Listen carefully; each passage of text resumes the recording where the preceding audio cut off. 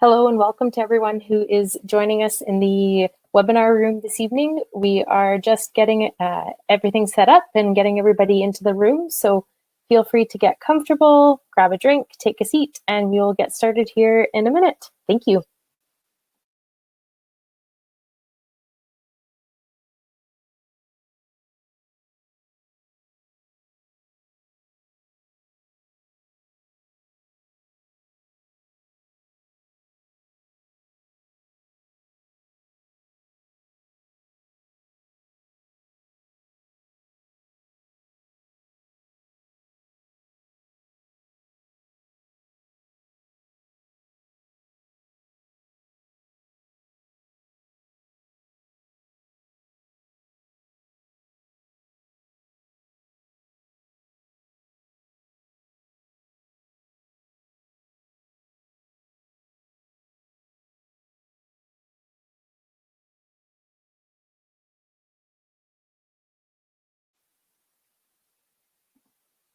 All right, it's 7 o'clock, so we are going to get started here this evening. Thank you so much for joining us for this wellness talk about the ancient wisdom of plant-based proteins. Tonight we have Janette Mason with special guest Julia Shilolo, who's an Iron Vegan ambassador. Hello. And we are going to discuss how you can thrive on a plant-based diet. How's my sound so far? Clear? I think you sound great. Good? Okay. Good for me. Always like to do a sound check. So my name is Haley, and I work for the corporate events team with Nature's Fair Markets. Thank you very much for joining us tonight, everyone, as you enter the room. We'd also really like to thank Iron Vegan, who is our partner for this event tonight.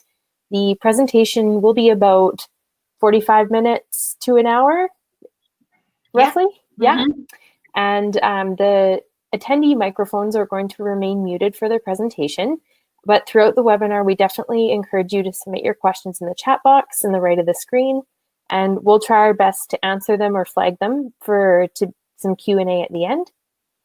And the recording of the presentation will be sent by email, along with a thank you coupon from Iron Vegan for your participation. So before I hand it over to Janette, I would love to give you a bit of info on her background. She's a certified nutritional practitioner with a focus on digestion and mental health. She works with a wide range of clients, from athletes, business professionals, families, as well as organizations like the BC Nurses Union and the Canadian Mental Health Association. The root of her work is education. Thank you so much for being here tonight. We're all very much looking forward to your expertise and the special guest, Julia, and her expertise as well. Thanks, Haley. Yeah, we are very excited to be here tonight. I will hand it over to you. Perfect. Okay, amazing. Well, hello. Yes, so my name is Janette, and we have Julia here, who is our Iron Vegan ambassador. So tonight we're talking all about the ancient wisdom of plant-based protein and really getting into the ins and outs of how to really capitalize and make the most out of your current diet, whether you are plant forward, whether you're vegetarian or vegan. We'll get into all the nitty-gritty here tonight.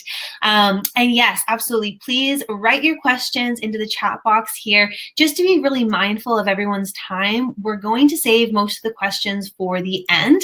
And I already see some questions about some recipes. So for sure, we'll try and get to all of those as soon as we finish our presentation. So let's get into this here. So first of all, I am so grateful and that Julia is able to join us today. She's actually living in Ontario. And so I know it's quite late where you are right now, Julia. So thank you so much for taking some time and for sharing with us a little bit more about your story, how you came in contact with Iron Vegan. I know you're such an inspiration to me, so I'm sure everyone is really excited to just hear a little bit more about you. Thank you so much. Yes, thank you. Thanks, Janette, and thank you, Nature's Fair, for letting me speak for just a few minutes. It's my pleasure to speak just for a few minutes before you dive into the presentation. But yeah, I'll give a little intro, and then I'll talk a little bit about my experience with plant-based eating and my role with Iron Vegan.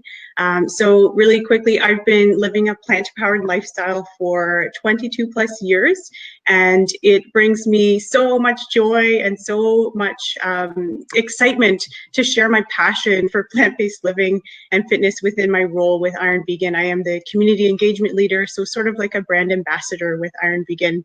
And just a really quick background as to why I decided to go vegetarian. I was very young. I was 11 years old when I decided to cut out animal protein, but I was still eating eggs and dairy products at the time. And then when I went to university, I transitioned to a vegan lifestyle. So I removed all animal products at that point. And just a few things that I noticed when I stopped consuming animal products were, number one, I had more energy, less bloating, my acne started to go away, better digestion, just to name a few things. And the big reason for me why I eat and live this way is for my love for animals. So for me, it's for ethical reasons, but it's, you know, it's going to be a different why for everyone. And so I think regardless of our reasoning, it's really important to remember that we don't necessarily need to label ourselves, but we don't need to become a vegetarian or a vegan overnight just to start incorporating more plant foods into our diet. And it can all benefit from eating more plant foods throughout the day, regardless of our age or our lifestyle. So I just wanted to point that out, and I'll just cover a few things to keep in mind. So like if and when we're transitioning to eating more foods, as long as you're consuming a wide variety of real, natural, whole foods, you can get enough protein. I do get this question a lot. You will have enough energy, and your meals don't need to be complicated, and they can absolutely be delicious and full of flavor. I think at the beginning, it just takes a little bit more thought and a little bit more care when you're planning and preparing your meals. But again, I did want to emphasize that to me, plant-based eating is eating real, natural, whole foods. So it's not just eating foods that are labeled as vegan. There's lots of foods out there that are labeled that, but they are void of a lot of nutrition. So really sticking to natural foods whenever possible. And if you are, you know, in the food store, in the grocery store, wherever you are, if you're buying packaged foods, just be sure to read your labels, make sure you know what the ingredients are. And then a note about missing certain foods from your diet. If you're concerned about not eating things like cheese or cow's milk, for example, there's so many amazing dairy-free options out there that are made from nuts and seeds and coconut and that kind of thing.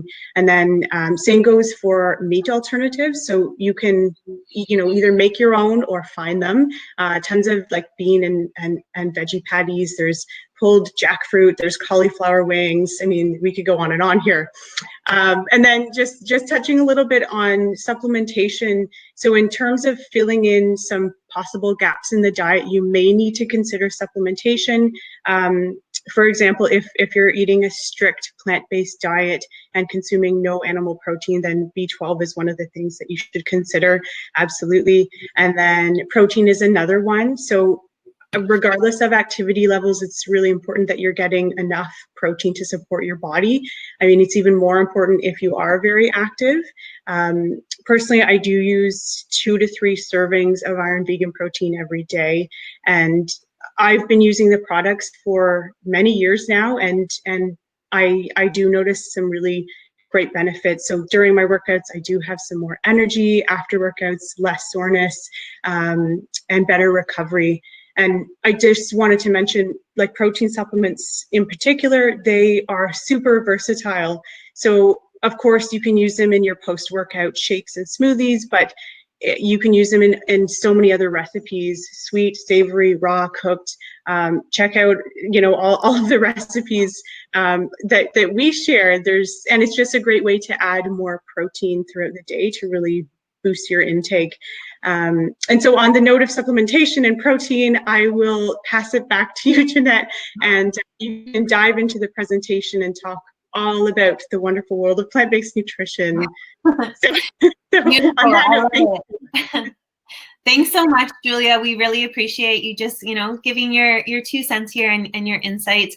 And, this is something that, these are the types of conversations that I have quite often actually with, my clients that are coming into my practice, as well as so many of you when we are able to head into the stores again and have these amazing conversations. So let's just dive a little bit deeper and really see what is happening in our society today. And to be honest, what I have been seeing even over the last 5 to 6, even 7 years, is that there is certainly a greater trend, kind of a bit of an upswing with people moving towards a plant-forward diet. And really, us at Iron Vegan, that is our main focus here, right? So it's not about strict labels.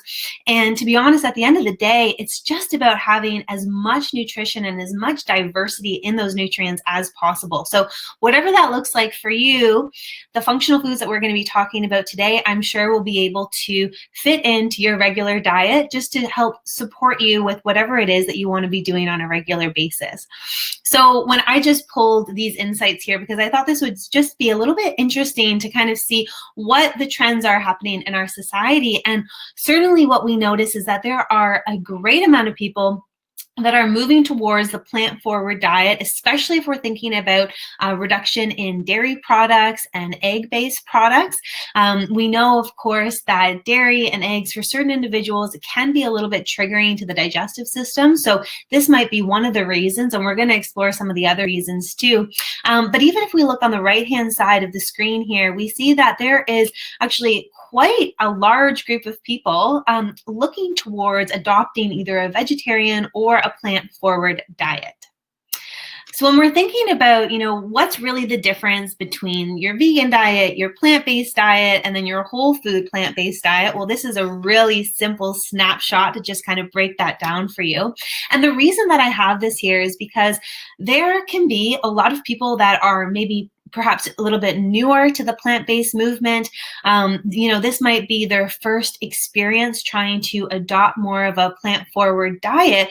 And when we're headed to the grocery stores, it can be really overwhelming with all of the choices that are out there, especially with, some pre-made foods that are labeled as vegan. So when we think about a vegan diets, of course, are going to include a lot of healthy foods like legumes, your fruits and your veggies and your starchy veggies, as well as your whole grains. But they can also include some highly processed foods as well as some refined oils. So just because something says that it's vegan doesn't necessarily mean that it's good for you. So for me as a nutritionist, of course, something that I'm really trying to support my clients with who are moving towards a plant-based lifestyle is really looking at whole food plant-based. So we're going to be talking about really how to make the most out of the foods that you might already have in your pantry. And yes, I think there was a question here from Sean about gas and just, as you're moving towards including more vegetables and legumes is certainly something that can happen, but don't worry, we're going to talk about ways that you can avoid that. So anyways, this is just the breakdown here from a vegan diet, your plant-based diet, and then your whole food plant-based diet. So for many years, vegan and really variations of that word were only names that the larger part of the population recognized as belonging to those who eat primarily or exclusively from a plant-based diet. So, back in the day, the term vegan was quite strict, and even plant-based, they would, essentially be used interchangeably. But now, of course, we know that there is a whole spectrum to styles of eating within the plant-forward movement. So a true vegan would be someone who doesn't eat or drink or otherwise consume or wear any type of animal products. So there's absolutely no animal products coming into their home, whether that is through consumption, through their makeup, or through their clothes and etc. Now, pescatarian is a version of a vegetarian. So yes, still eating those whole food plant-based foods, but they're also including some fish or shellfish. And then lacto-ovo-vegetarian is probably one of the most popular forms of vegetarian that I see just in our society today. And that would be your typical vegetarian diet, but then adding on some dairy as well as some eggs. So dietary vegans do not consume any type of animal products or any sort of byproducts, but they may actually use animal products in their home, whether that's something like wool or various other, clothing materials that might be coming from an animal. Now, junk food vegans, I know this is, not the best term to be throwing out there, but to be honest, I see quite a few people, especially younger people. I get a lot of teenagers in my practice, and when they're first coming in and we're kind of looking at their diet here, and they have all the reasons for why they want to be consuming a plant-based diet and to go vegan, but they might not necessarily have the tools to really differentiate between, a food that is good for them and is whole food versus the processed food that we sometimes find in the supermarket that's just labeled as vegan. So junk food vegans consume typically less nutritious foods that fall under the vegan umbrella. So examples of these, of course, can be cake, cookies, donuts, and so on and so forth. Other categories of vegans can be raw food vegans or whole food vegans. And something to note is that for some individuals, and also when you're looking at product labels, vegan and vegetarian can sometimes be used interchangeably. Now, I do think that companies are becoming a little bit more aware that there absolutely is a difference between vegan and vegetarian. And so, the terminology should be getting stricter, but if you are trying to follow a vegan diet, you just want to be a little bit careful and make sure you read the ingredients. So plant-based lifestyle, this is really what we're all about here. And plant-based as a term certainly has penetrated the mainstream and is typically identified as individuals who use plant-based nutrition as a foundation for their food choices, but may not actually consume animal products. So they may or may not choose other products that are plant-based. So it's opening up the spectrum here.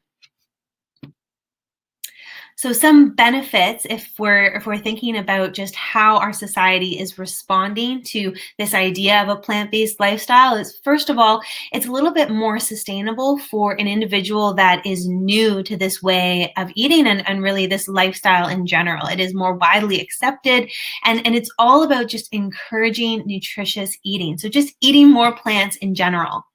It's less extreme, which feels more realistic and sustainable. There's a lot more flexibility and is absolutely a great starting point for someone that is aspiring towards veganism. So what's driving more plant-based decisions? So the people that I'm speaking with, and even if I think about my inner circle, my friends, my family, and even myself, if I'm looking for why some people might be choosing to go more towards that plant-based diet, health is typically number one. Whether they are learning about the benefits online, there are so many free resources out there now, or perhaps they have a friend or family member that has been, following a plant-based diet for a while and they're starting to see the benefits. This could certainly be one of the reasons that someone is being turned on to this style of eating. Sustainability. Sustainability is certainly something that, us as a community of health-focused individuals are usually concerned about. We want to make sure that our food choices, of course, are positively affecting our planet rather than negatively affecting. So the environment is certainly a big, big pull there. And lastly, animal concerns and ethics. So again, when we're thinking about all of the information that is coming up to the surface, it's becoming a lot more mainstream. We're also getting a lot more information about, where our food is coming from and how are these, animals actually being treated while they're being raised for food. So the industry trends, as I mentioned, this certainly is becoming more and more of an upswing. More and more people are just being turned on to the idea of a plant-based or a plant-forward diet.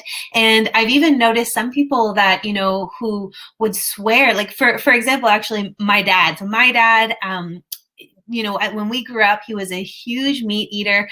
He was one of those people that, would just have, burgers and steak and lunch meat. And that was kind of his fuel to get him throughout the day. And there's absolutely no shame. We have to do what's best for our body. But what he's noticed as he's been aging and he's been trying to research and learn different ways to bring down inflammation in the body, he's actually started to adopt a little bit more of that lacto-ovo vegetarian. But I think it's really neat that, the people who have eaten a certain way for a long time, once they start to just experiment a little bit more with the plant-forward lifestyle, they certainly start to feel the results. So again, we're seeing this across the board in all ages. Athletic performance is another big reason why people are shifting towards being more plant forward.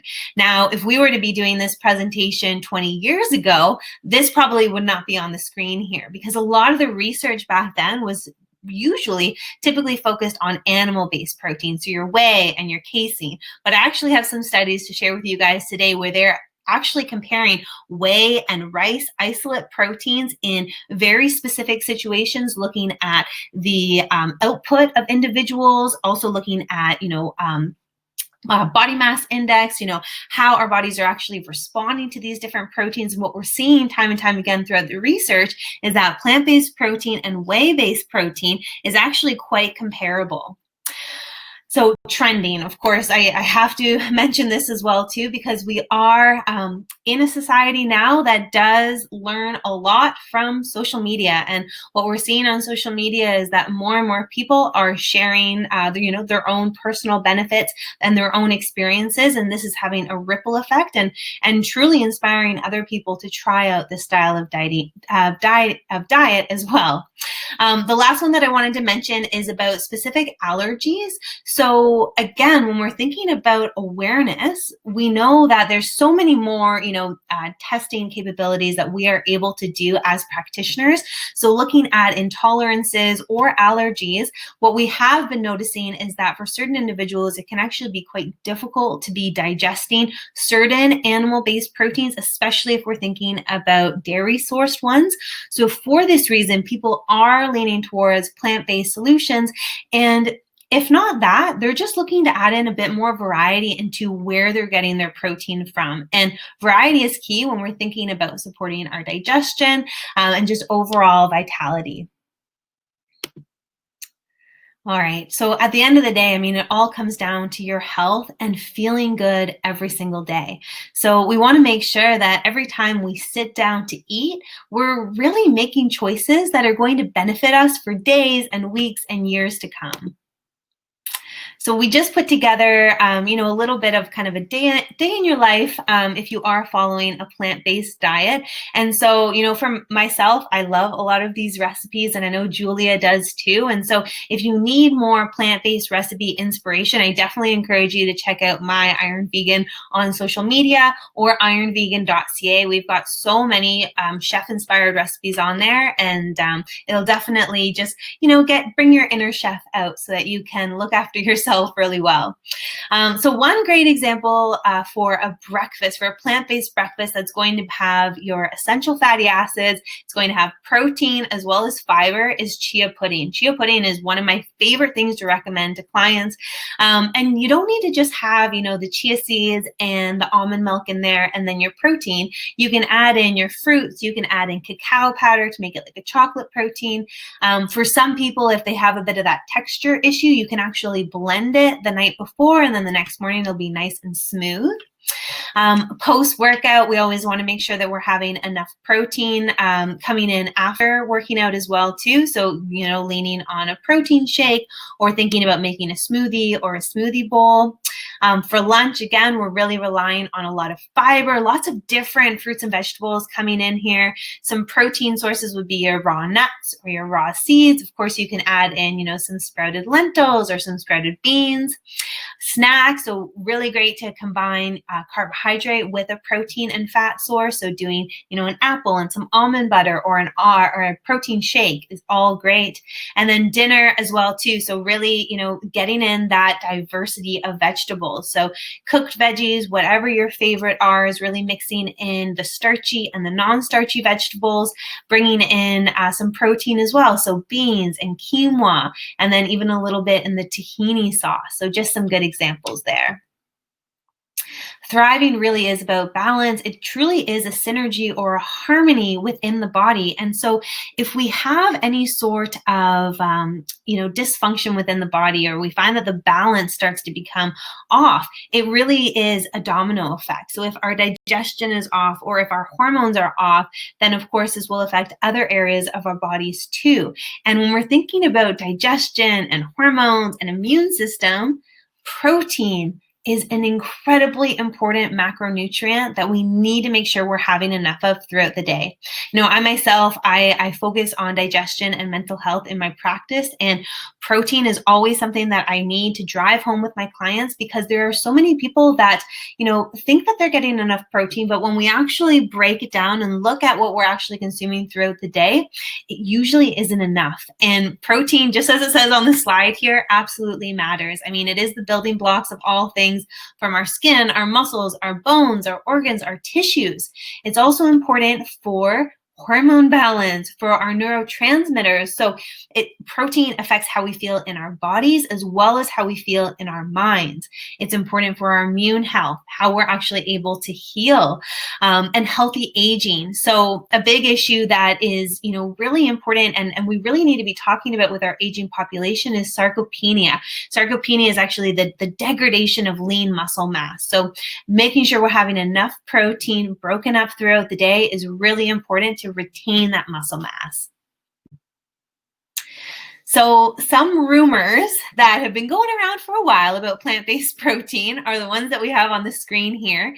Now, I don't know about you, but I remember the first time I tried a plant-based protein, it was, I have to say probably at least 15 years ago, and it was an unflavored hemp protein. I think it was hemp.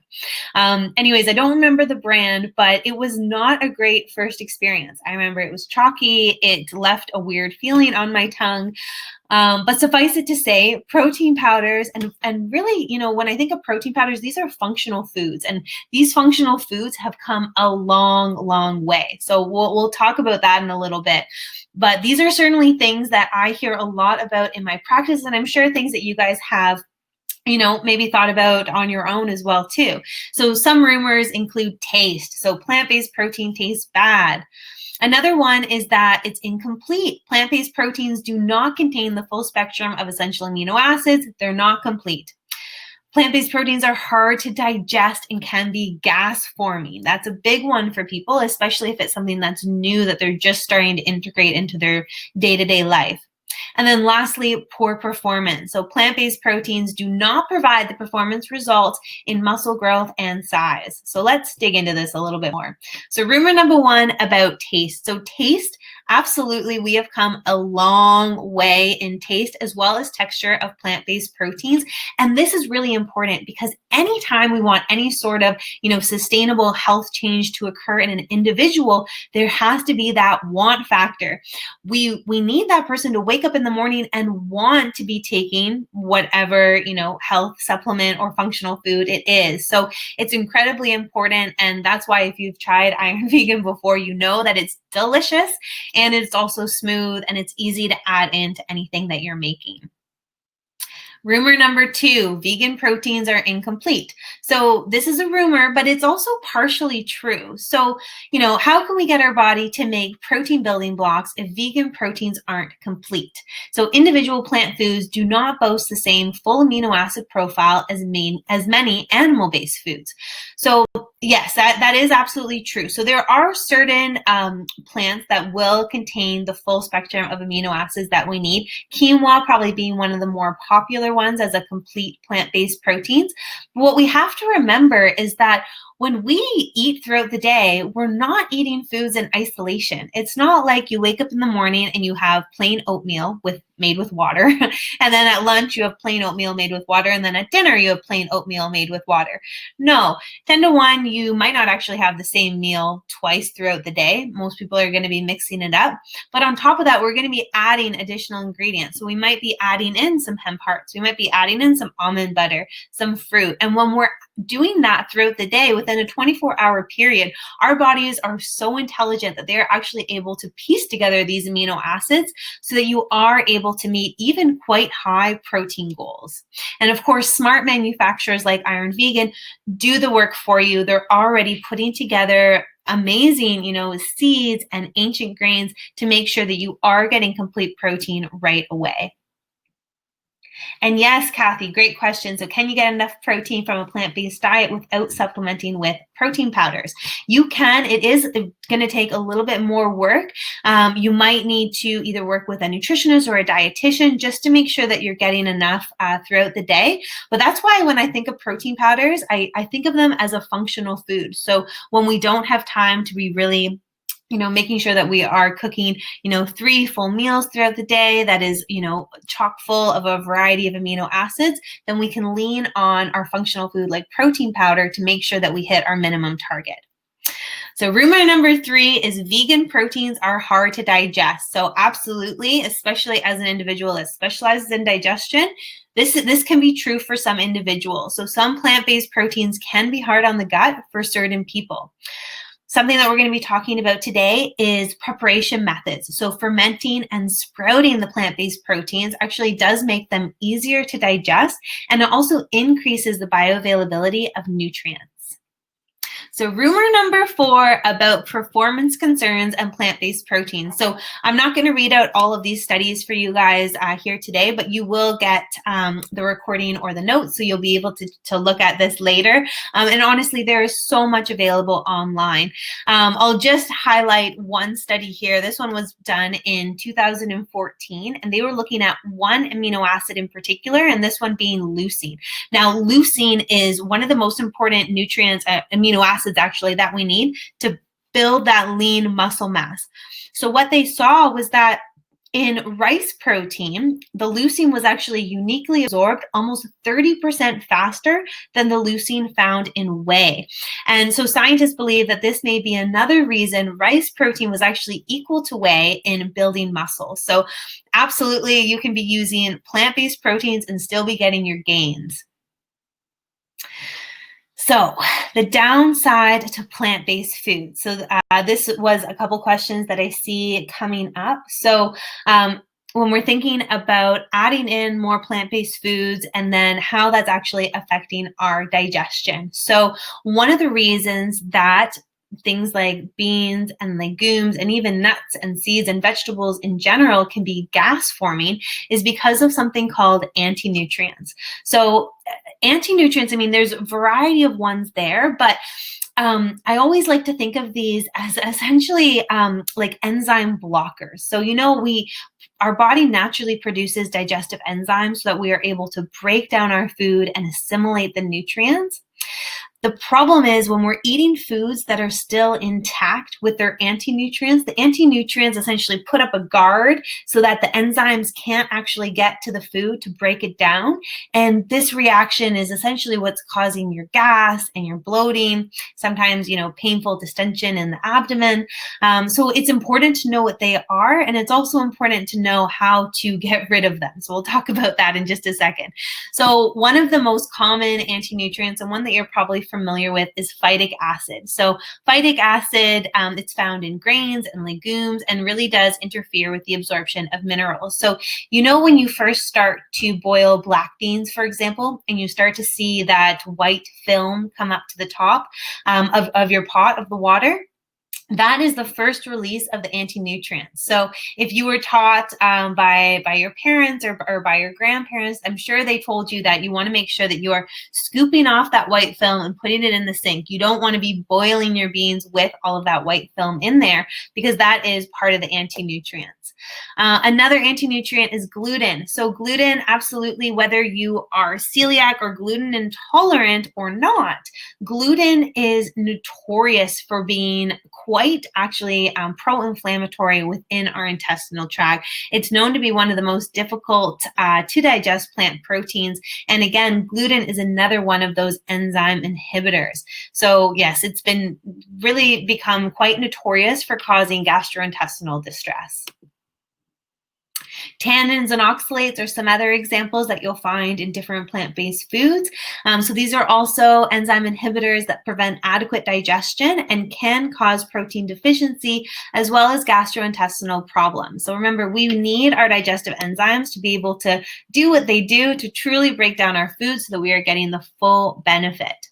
And then the last anti-nutrients that I just wanted to bring to your attention are lectins. So lectins are found in high quantities in beans, nuts, and seeds, grains, and especially wheat, and even in fruits and vegetables. So lectins are a defense mechanism which all life forms appear to have, and essentially they act like a low-level toxin within the body.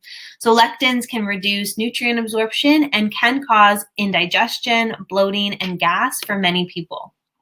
So lectins actually survive digestion by the gastrointestinal tract, and in doing this, they can actually penetrate the cell lining, which of course can then lead to reduced nutrient absorption, an imbalance in our gut microbiome, and an increase in autoimmune reactions. If you're familiar with the term leaky gut or intestinal hyperpermeability, these anti-nutrients, so the lectins, the tannins, the gluten, the phytic acid, all of these things can cause that. So I do see actually a great comment here. If you soak oats overnight, would you want to rinse them to remove the phytic acid? So yes, Dallas, absolutely. You would want to rinse them after soaking them. So soaking them is the first step in helping to remove the anti-nutrients. But there is a little bit more that we can do, and I'll get to that in just a second. So the whole reason, because it's always good to understand, so, if this healthy plant-based food has all these anti-nutrients, why are they there? Well, the anti-nutrients are there to actually support the plants, right? We want to make sure that we are able to have further germination and have more plants. So the anti-nutrients are essentially part of the seeds or the legume or whatever it is that we're talking about to truly protect against insects, mold, and fungus, maintaining the freshness of the seeds for germination, and also may help to keep animals from over-consuming. So great for the plant, not so great for us. So what can we do? Well, sprouting is probably one of my most favorite things to get people on and get people really looking for when they're looking for some plant-based foods, because sprouting is so great for the digestive system. So actually, if we're thinking about our oats, for example, so you can start with soaking your oats, and then if you take it one step further, you can actually sprout your oats. So there's lots of resources online if you want to learn a little bit more about that. But sprouting actually breaks down anti-nutrients to make foods easier to digest. And as we're doing that, we're also increasing vitamins, minerals, and fiber. So sprouting has been shown to help increase the antioxidant content of vitamins, minerals, amino acids, as well as phytochemicals. So in the same vein, sprouting can significantly increase protein availability. And then fermentation just takes it one step further. So fermentation, this is a natural metabolic process using probiotic bacteria and yeast, and it's been used for millennia, as of course you guys know. And it's all about improving the nutritional quality and decreasing the anti-nutrient content. So fermentation will help to reduce anti-nutrients like our phytic acid, lectins, and tannins. And in the same vein, it's actually helping to allow our enzymes to do what it needs to do. So like our protease and our amylase. So fermentation will also help to reduce a lot of the flatus producing carbohydrates. So if you, do tend to have a bit of gas and some discomfort after eating plant-based foods, if you can ferment that food first or look for functional foods that have already been fermented, this will actually help to essentially reduce all of those compounds that is causing the gas in the first place. So fermentation, similar to sprouting, will help to increase the bioavailability of essential amino acids, so actually helping to increase the protein content that we are able to absorb. It's also going to increase the bioavailability of minerals by reducing anti-nutrients like that phytic acid. It'll increase vitamins like our B vitamins, as well as increase antioxidant capacity. So this was just one snapshot looking at the difference between fermented and unfermented grains. And again, we're looking at one amino acid, lysine. And what we see is that fermented grains have between 3 to 10 times more lysine than unfermented grains. So really a good thing to be looking out for. To go a little bit further, you might be aware of toxicants. So if you have been in the health world for a while, you're probably quite well educated on what toxicants are. But if you're not, and this is the first time that you're hearing this word, not to worry.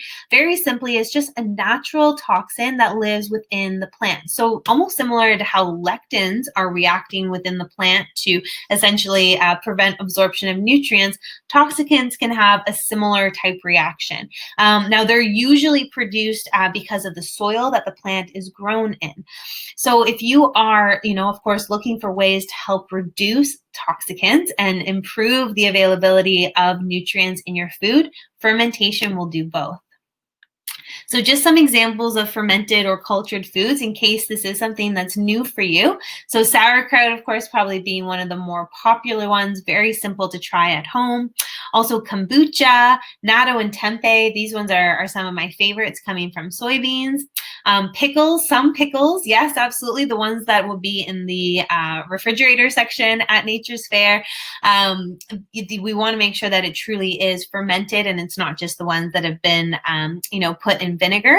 Also, raw unpasteurized cheese, raw apple cider vinegar, and sourdough bread are all great examples. So when we're looking for a functional food like a plant-based protein and we do have digestive concerns, we want to be making sure that it is sprouted, that is bacterially fermented, good tasting, as well as gluten-free and non-GMO. So it really is easier to see how sprouting and fermenting could be helpful for our nutrition. So what's a great way to ferment legumes, grains, and seeds to support our microbiome? Well, through bacterial fermentation. So if you are concerned about the type of bacteria that we're using to actually ferment our ingredients, we are using plant-based bacteria. So we have Lactobacillus plantarum as well as Saccharomyces cerevisiae. So sprouting and fermenting are really using the ancient wisdom that has been passed down from generation to generation, and what we've actually been seeing in a lot of traditional modalities. So if we're looking at traditional Chinese medicine or Ayurveda, both of these modalities will lean on fermenting and sprouting your food to make sure that you're actually able to get the best benefit from it. So what are some great nutrients that can further support the plant-based lifestyle? Let's just get into this a little bit more because there are certain nutrients that we do find vegans and people that follow a plant-based diet can be a little bit more deficient in. So L-glutamine is a really important nutrient, and I actually see a lot of people nowadays that do suffer from leaky gut for a variety of reasons, and L-glutamine is a great nutrient to be including in here to help soothe the intestinal wall and make sure that our digestion is functioning optimally. So L-glutamine, just as some background information, it's a conditionally essential amino acid, and it's actually the most abundant amino acid in the body. So we need it for a variety of functions, not just for our gut health, also for our muscles and so much more.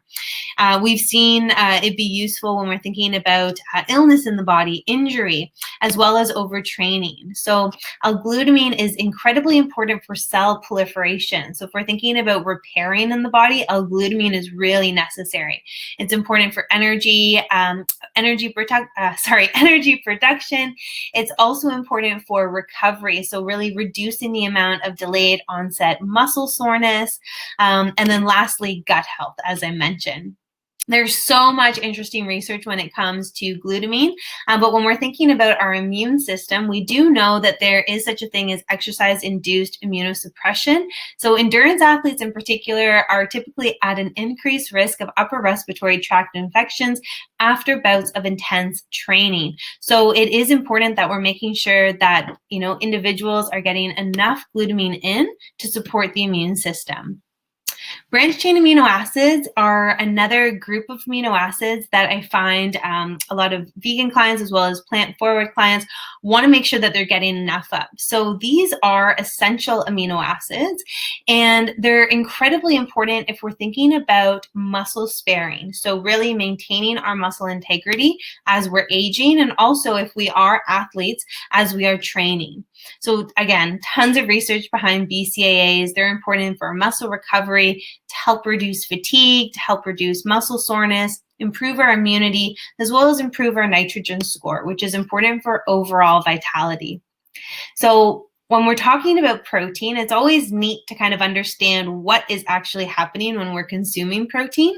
So when protein comes into our body, so if we look at the chart in the middle here, we have our dietary proteins. So as proteins are coming in, they're going into what's called the amino acid pool within our system. So it's in the amino acid pool that our body then decides where the protein needs to go. So is it going to be used for fuel right away? Is it going to be used for repair? And so on and so forth. Our bodies are incredibly intelligent, but it is really important that we're making sure that we're getting enough. So taurine is another amino acid. So taurine is a conditionally essential amino acid and is present in high concentration in our skeletal as well as our cardiac muscle. So vegans in particular tend to be quite low in taurine because naturally there isn't a lot of taurine in a lot of our plant-based protein sources. So it is important that we're looking for a functional food that has an adequate amount of it. And then beetroot. So beetroot is another fantastic nutrient for a variety of reasons, but especially if we're thinking about, we're going into the summer, hopefully we are increasing our activity, whether that is through running or even just getting out for some hikes. And beetroot in particular is great for just bringing more energy to the body. So energy to the brain through oxygenation, as well as energy to our muscles. Again, lots of research behind this guy, but if we're thinking about our cardiovascular health in general, we have seen a lot of benefit, especially for individuals that are interested in cycling or sprinting or high intensity running. And then right now, immunity is still top of mind for many people. And to be honest, it should always be. We always want to make sure we have a very strong immune system.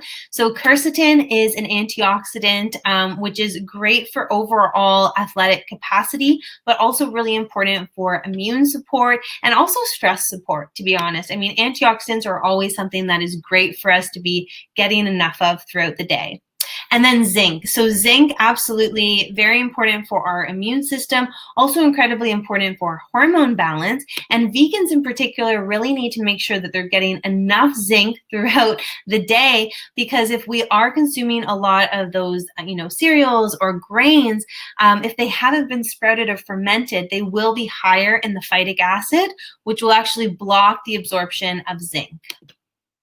So let's get into some solutions here, and then we're going to get right to the questions. So first of all, just a short background on Iron Vegan. So Iron Vegan started as a really small company out of Ontario. It started off as a solution for vegan athletes, but it really started to appeal to adventurers as well as the everyday wellness seekers. I myself use it in my practice for a variety of reasons, but in particular, if I'm working on someone that is dealing with a lot of digestive issues, if we need to be following a low FODMAP diet, or if they're just having a really hard time digesting and assimilating protein, this is my go-to. And the reason being is that it's organic, it's non-GMO, of course it's going to be gluten-free as well as sprouted. It also tastes good, so there's a compliance there. And of course, it'll never have things like wheat, dairy, artificial sweeteners, flavors, or any sort of banned substances. So the sprouted protein actually probably is my favorite. It's a very simple functional protein that, again, if you go onto our Instagram, Julia has been using it in so many amazing recipes, and not just like your typical smoothies, think like chickpea, like egg cups type idea. Anyways, sweet, savory, you name it, you can bring it in. I love it because it is truly just whole food. So it's 5 organic sprouted grains and seeds from brown rice, quinoa, amaranth, millet, and pumpkin seed. This one is the one that I would typically go to if someone is having a hard time digesting their food, if they're experiencing a lot of gas and bloating, but we need to make sure that they're getting enough protein throughout the day. I really love this guy. The next one is, so actually I will mention, various flavors available, the unflavored, the vanilla, the chocolate, and then the salted caramel. So the next one is the Athlete's Blend, and this one's really great, especially if you are someone that is a little bit more active, if you are going to be doing a lot of hikes, a lot of camping. This would be something that would be very easy to actually just bring with you on your adventures. You can mix it with water, or of course you can just make it a smoothie on its own. So the difference between the sprouted and the Athletes, we're actually moving from 17 grams per scoop in the sprouted to 30 grams in the Athlete's Blend. So it's really nice. This one here is actually combining two staples when we think about, food combining for complete protein. So we have our peas as well as our rice. And the reason being is that they truly do fit together like a glove. So what one is low in, the other one is high in. So you're getting a really great bioavailable complete protein. This is just pulling on some of the research here. So in 2019, there was an 8-week study of men and women, and they were looking at essentially athletes. So these were CrossFit athletes, and they were looking at the difference between those who consumed a whey-based protein supplement versus a plant-based protein supplement. And what they saw across the board, whether it was, body composition, muscle thickness, force production, workout of the day performance, and so on, was that they were essentially side by side. So very, very comparable. And then in 2013, there was another study done, again, looking at whey versus rice. And here they were also looking at body composition as well as performance. And again, there was very little difference between the two. And so it really does show that even as athletes, we can still get so much out of plant-based options. So what makes Athlete's Blend special is really because of the cofactors that have been added into it. So it has a lot of the nutrients that I mentioned. So it has the L-glutamine, which is really important for repair in the body. It has BCAAs as well as beetroot, quercetin, and zinc. So everything for energy to our muscles as well as energy to our brains. So I've used the Athlete's Blend, of course, for athletes, but I've also recommended it for busy professionals. So for people that are go all the time, whether they live that high stress lifestyle or they just have a hard time getting in enough nutrition, the Athlete's Blend can be really helpful for them. And remember, you don't always have to be taking these functional foods as a smoothie. There's so many different recipe options that are out there, whether it's something like, puddings, bars, and so much more. I've got a couple of recipes here, but I know we've only got about, 10 minutes left together, so I'm going to breeze through these pretty quickly. You can find all of these on ironvegan.ca though. So the morning glory loaves, the chocolate cake, there's so many desserts, so many different things that you can do. Now, this is one of the last ones that I wanted to mention with you guys tonight, and that's the Athlete's Gainer. So the Athlete's Gainer is really special because it really does revolutionize, the gainer, area of your health food store. So in the past, typically when we're looking at gainers, they would be more whey-based or casein-based, and there would be a lot of fillers in there. Now, I like this one because it can be used for a variety of reasons. Of course, you can be using the gainer for someone that is, in the gym and they're looking at increasing their, their body size or what have you, just their muscle size in general. But I've also used it for people that are of our aging population, and either they have a really low appetite or they just don't have enough energy to be consuming a lot of food throughout the day. This is a really nice way to make sure that they are getting the baseline nutrition in a super convenient way. So when they were making the Athlete's Gainer, they were really asking this question to our customers. So, what do you want your gains to be? Do you want more time? Do you want more wellness, vitality, energy, and so on? And so they essentially took these answers and put it into the formulation that we have here. So for the protein, this one is coming from pea protein as well as sprouted brown rice. We have our starch in there, our plant oils like MCT, sunflower oil, as well as flax and pumpkin seed. And this is where it really gets special because it has a full spectrum of nutrients. We have our organic greens, our sea vegetables, our sprouted whole grains, as well as our whole food concentrates.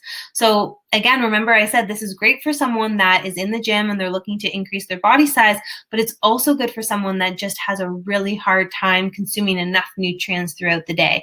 So you can really be flexible with how you are taking this gainer. You know, for some individuals, I'll start with half a scoop, half a scoop once a day, and then maybe we'll go up from there. For other people, they'll go for the full 2 scoops right away, and that meets their needs.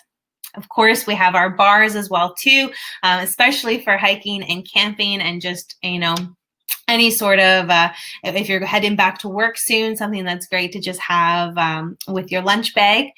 And then, of course, we also do have our L-glutamine on its own. So L-glutamine can be used for a variety of reasons. I like to use it for digestive health reasons, but you can also use it, of course, for just overall body vitality and body repair. Of course, it's going to be staying true to our iron vegan values, and it is fermented to make sure that your body really is able to absorb it and utilize it. There's a variety of Health Canada approved claims for this one, guys. I'm not going to read it all tonight, but it just goes to show that there's a lot of research that's being put into all of our products, and it's all about just helping you for whatever it is that you want to be doing. If you want to be running more, if you want to be, just more active with your kids, this just makes sure that you're really getting the nutrition that you need. So our L-glutamine is actually made by bacterially fermenting vegetables. I saw that there were some questions about, is there any plant-based like whole foods that are going to have L-glutamine in them? There will be a little bit of L-glutamine in certain, beans and legumes, but you won't be getting a therapeutic dose. And for therapeutic dosing, I mean, we're typically looking at about 5 grams per serving. So, in that case, you will be getting a little bit, but it can be difficult if you're actually looking for example, any of the benefits that are listed here. All right, and then the last one, especially because we are getting into summer, I just wanted to mention we do have our AMINO Octane.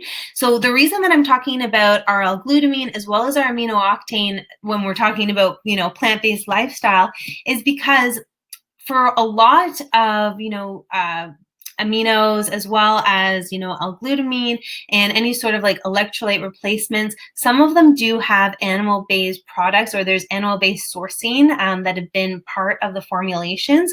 So these ones, of course, we know are going to be vegan as well as high quality, organic wherever possible, and non-GMO.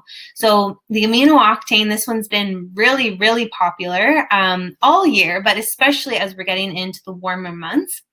And essentially, it has everything to be supporting your entire body. So again, this one was designed for fuel, endurance, as well as protection of the body.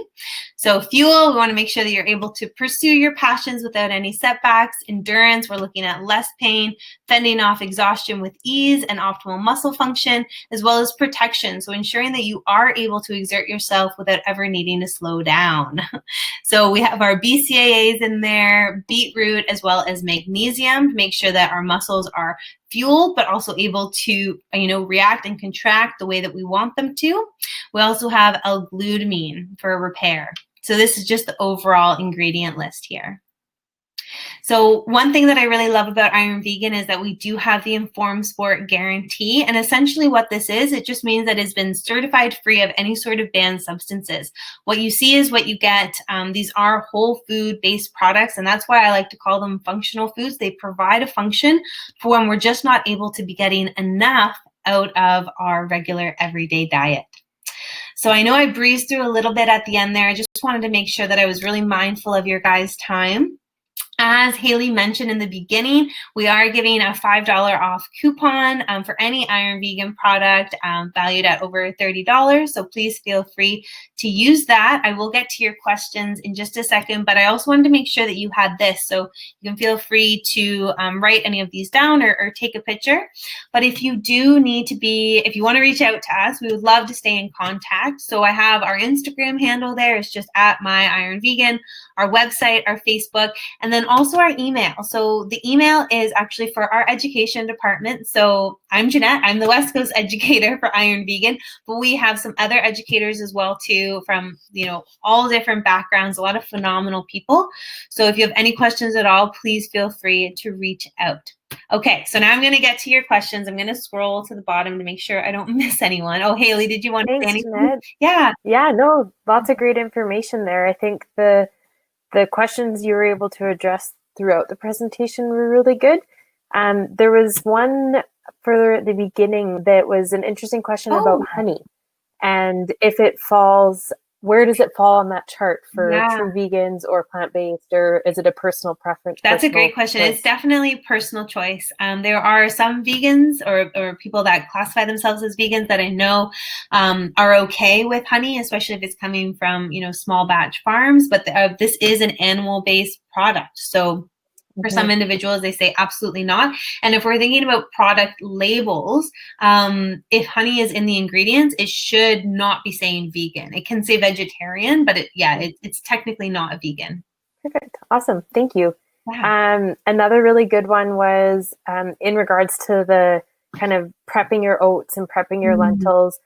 Someone was asking about if you're making a homemade granola recipe, should you then soak your oats, or does it, by cooking them, break them down? That's a great question too. So yes, any sort of heat being put onto the oats, for example, will help to break down the anti-nutrients a little bit. But if you have the time and you're really dedicated, I think it would be great if you could soak them the night before, or give yourself a couple days and actually sprout them, dry them out, and then make your granola. I know it's a little bit more time consuming, but you can also buy pre-sprouted oats, probably at Nature's Fair. Yeah. And someone even suggested using an Instant Pot to pressurize them pretty quickly. For sure, yeah. And that's also building on that ancient wisdom, right? Like a lot of Ayurvedic recipes talk about pressure cookers. So we're bringing it back with a more convenient option. Yeah, totally. You had addressed kind of the plant-based options for L-glutamine or keratin, sorry. With those, what's the difference between a microionized glutamine and a regular? Oh, yeah. So micronized and then not micronized. Yes. Yeah. So this comes down to the actual size of the powder, and we want it to be as small as possible, especially if we're thinking about absorption, right? So we want to make sure it's just, so if you can find micronized, that's what we want. And ours is micronized. Okay, awesome. Jody, if you're still in the room, you had asked how large the serving scoop is, and if you let us know what product you were asking about, then we can, they all kind of vary. They do vary. And to be honest, I don't know the exact sizing of each scoop. I know that the sprouted one is a little bit smaller than the athlete scoop. It's not like a 1-to-2 ratio, but it is slightly smaller. Yeah, and the nutritional information on the package will give you kind of all of those details if you're looking for specifics. Yeah. Awesome. Any advice for an iron deficiency? Yeah, so of course, make sure, of course, you've gotten tested first, but if you're talking about iron deficiency, you probably already know that. So first of all, looking at definitely making sure that any sort of food that is coming in has very little anti-nutrients still intact, because remember, these will also block any sort of minerals that are in your food. Looking at increasing your vitamin C intake, because that will make sure that your body is able to absorb any iron that is naturally in your food. Of course, there are some great plant-based irons that are out there. We just want to make sure that you're getting enough for you. So Progressive has a great plant-based iron that's out there. So that would be one that I would start off with. Yeah, but just with iron, we have to be careful. We just need to make sure that we're, testing every couple months. Perfect. That's good advice. There was a question about food security. I was just trying to find that one. Do you see any challenges with food security and getting safe vegetables?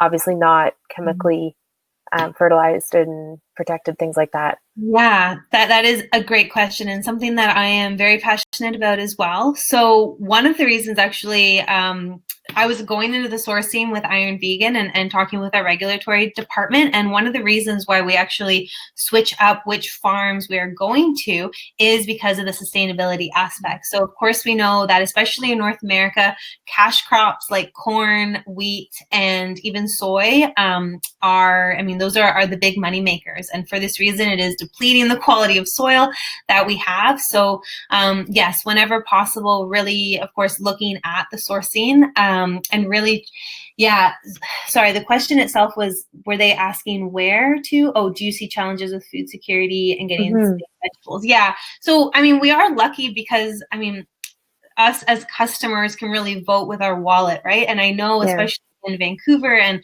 the surrounding, even just the province of BC in general, we're so fortunate to have a lot of people advocating for this. So we do have a lot of, local farms that are stating right on it, it might not be certified organic, but there's no pesticides being used, and so on and so forth. So I feel like there is slowly becoming a change, but absolutely, it is a bit of a concern, especially if we're thinking about across Canada. Sometimes that food availability, it's a little bit more scarce. Yeah, that's some good thoughts on that for sure. I've got one more question here that I think we'll cover, and then we'll sign off for the night. But a couple about, are these products good for diabetics? Type 1 was mentioned. I'm not sure of the other person's condition, but just in general, how would these products work for people with diabetes? Yeah, no, that's a great question. So there shouldn't be any contraindications with type 1 diabetes and actually even type 2 diabetes. There is no sugar added into our products. And I'm trying to think, they believe it's stevia that would be the sweetener. So as long as you're okay with that, there shouldn't be any concern in that regards. But of course, it's always a nice idea to just have a quick call with your doctor or your pharmacist just to make sure. But the nice thing about Iron Vegan is that it's whole food. So it's real food. There's nothing fake that's in there. Totally. Awesome. Well, thank you again for your time tonight. It was such a great presentation. Lots of good takeaways. And thank you again to everybody for joining us. We had a really great and engaged group, and stay tuned in your inbox for the replay if you want to watch it again or share it with others. And there'll be a coupon for Iron Vegan that you can use up until the end of the month in any Nature's Fair. So have a great night, everyone. Thanks again. Thanks, guys. Good night.